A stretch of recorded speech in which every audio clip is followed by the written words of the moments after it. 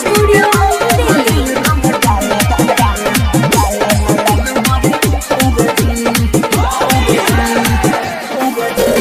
बहै छ फगुआ के हवा दहिया करै छ थरा थर जी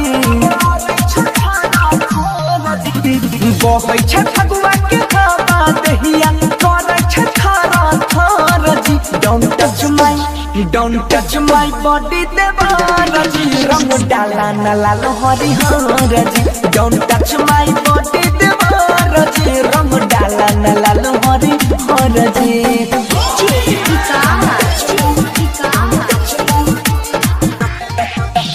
मटियार कला सीतामढ़ी।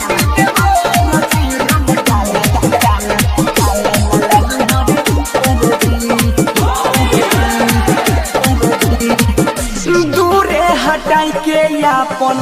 राखा पिछकारी नहीं ते सुन जाइबो हमारा मुँह से जरा लगारी दूरे हटाई के राखा अपन पिछकारी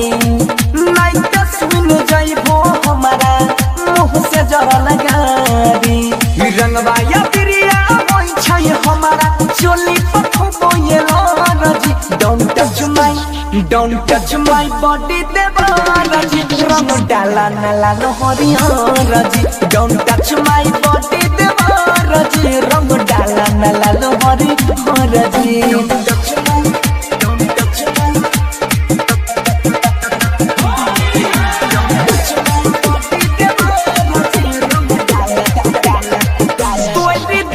पिचकारी हाथावा से छीन के जाई के खूब लगा बाहो अपना छोटा की बहिन के कौन सा चांद बसने जमरदा तो भी दे पिचकारी हाथावा से छीन के जाई के खूब लगा बाहो अपना छोटा की बहिन के राइटर सोनू बुझाई नहीं छो बात हो